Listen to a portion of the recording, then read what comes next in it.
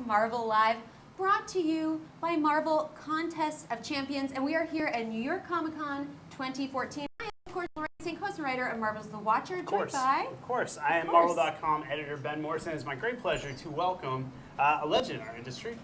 A legend to me personally. Legend in his own mind. I told you this over email and stuff, but you were the writer who got me into comics back in the day. This is Fabian Nicieza, co-creator of Deadpool, wrote X-Men, wrote New Warriors, wrote X-Force, keep going. As he was telling us before we came on the air, not everyone knows everything you did at Marvel back in the day.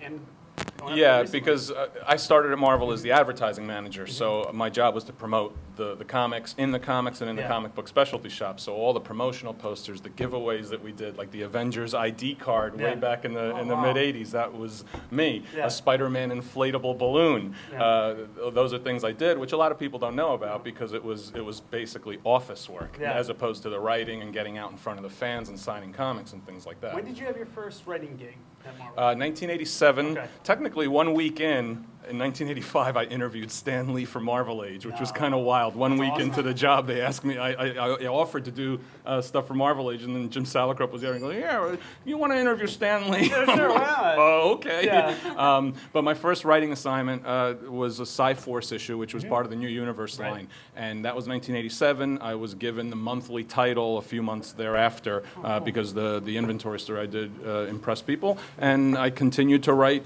from then on for 25 years on and off with Marvel.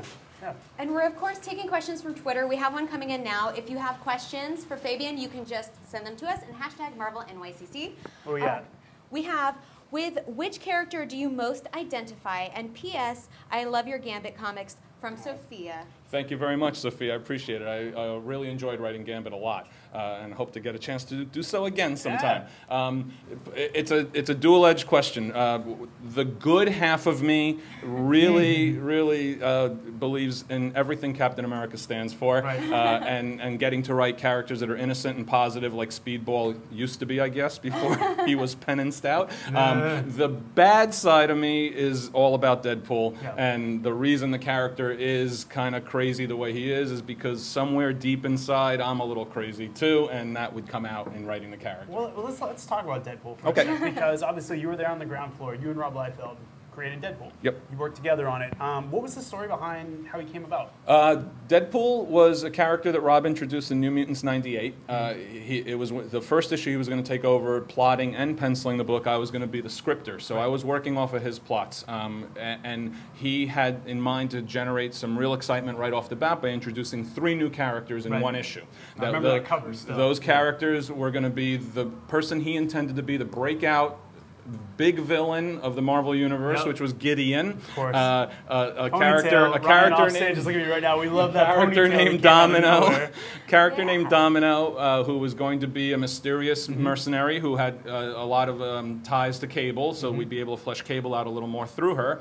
And the third one was going to be this throwaway mercenary guy that Cable was going to fight, and maybe he'd heard of him before. Knowing Rob the way I did then, we talked the character through. I got to understand what some of his influences were in creating and generating the visual look of the character, and decided when I was doing the script that the book needed a counterpoint to Cable's formality and stiffness and rough nature. So I made Deadpool a wise ass. A wise butt, because we're live. And I thought it was important to bring contrast in the issue by doing that.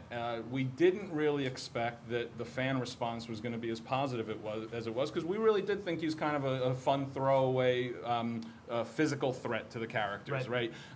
But the response was really positive immediately. This was pre-internet, pre-message board days, so we'd actually get handwritten letters come in, and we would get stacks of handwritten letters this high. And everybody was saying how much fun the character was, and they want to see him again. So the editor, Bob Harris, said, let's put him in again. And we just kept doing it and building it from there. We developed the entire scarring of the face and the cellular regeneration. That came later. That came a little bit later, but that was in the plan. Once we started, within a couple months of us having introduced him, we knew we needed to flesh out the backstory more. Rob had the physical powers aspect of it figured out through Department H and Canada and Weapon X program. I wanted to do a little more of the character conflict aspect of it. What is the reason that's driving him? Why is he the way he is? And I introduced the aspect of him having tried to find the cure for cancer, and that ended up backfiring because the very thing that's keeping him alive and keeping his cancer at bay is also making him crazy. Yeah. And that's interesting conflict for a character, especially because there's always moments where he realizes it. Not always, but there's times when he knows it. And there's tragedy and sadness, and that some of the best comedy comes out of that. Yeah. So it was great, kids. The tragic cancer-stricken character gets to be the merc with a mouth, which I should have trademarked back in the day because now I'd be getting money for every T-shirt sold. We have more questions coming in from Twitter. A lot of people just saying what huge fans they are of you. But we have a question that is, Don would like to know, what was your favorite arc that you've written? Oh, that's a tough one. I'd have to say my favorite arc that I've ever written was in New Warriors. It was a storyline called Nothing But the Truth, which ran technically from issue 22 to 25, but it really started in issue 18. And it was my favorite arc because I'd been planning that from the very beginning of the book. It's something I wanted to do from even before I was given the writing assignment. I had so much time to think about what I wanted to do with that book before I was actually given the writing assignment that this is what I wanted. And it fell into place almost beat for beat exactly the way I had hoped and seen it happening, and working with an artist as great as Mark Bagley, whose storytelling is phenomenal, really helped make that entire storyline flow for me. To this day, Ty scares the crap out of me. Does she? Oh, well, that's Mark more than anything. Well, yeah, because as she got progressively more evil, it was something about it. First of all, if you guys haven't read Fabian's New Warriors, go and read the New Warriors classic, the trade paperbacks, because it's, for my money, some of the best comics ever. Ben's right. Yeah. No, there was just something about the fact that the main villain of your Big New Warriors arc is just this old lady, this frail old lady who all of a sudden is this incredible threat. Just really scared me. Yeah, the evolution of that, I always knew that I wanted her to have something to do with what happened in Vietnam and all that, just because of the nature of the way that those characters had been developed or introduced initially by Tom DeFalco and Ron Frenz, who had put the Bible for the book together. But it really was Mark's drawing of her that made me realize that I can take her up a level, make her a physical threat as opposed to just to a manipulative threat. You know, just to me, one of the scariest villains of my childhood. It persists to this day. Don would also like to know, what did you think about how Externals turned out? Was that enough closure for you?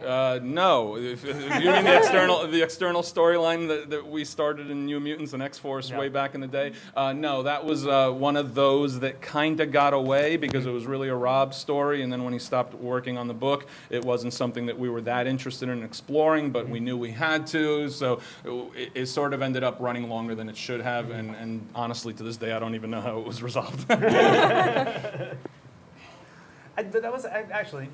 You bring that up because Rob did leave X-Force after a little while, went off to help form Image, and you were not on X-Force. How much of the stuff you were doing on X-Force, since the book you really made your own, was from you? How much of the stuff you and Rob came up with? Well, Rob plotted the book through the first 12 issues, I think it was, maybe 13, but he stopped drawing it after like the 7th or 8th issue, something like that.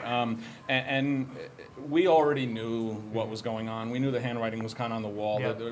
Rob and a lot of those Image guys wanted to try to do Image and also do Marvel at the same time if they could. Part of it's hedging their bets, but quite honestly, part of it is also their genuine love for the characters that they were working on. So we were planning and preparing for when the actual inevitable axe was going to fall on them being involved. So I was prepared. The Executioner song, which was a huge crossover storyline between Strife and Cable that came out. We all got thrown into the deep end of the pool because that crossover was slated on the publishing program, but it was the Image guys who were supposed to have been developing it, came out but right they after left. They left. And we had to put it together pretty quickly. So that was our big jump into it. We had no time to think too much about what are we going to do because we knew we only had a certain amount of time to get it done. So I broke down Executioner's song. That was my breakdown, that initial crossover. So the entire storyline, I remember, this was way back in the day. Our computers were so bad at Marvel back then. I had an 8.5 by 11 sheet of paper that I figured out how to turn into a landscape on screen, which that alone took about 2 days to do. And then I created little box charts for every single book that was going to be in the crossover, and wrote down what was going to be in each one, so that we had something to give to all the creators and they could all talk about it. So in a way it was scary, and in a way it was really, really exciting. Getting thrown into the deep end of the pool, you either sink or you swim. And I think for the most part we swam. And we have more questions still.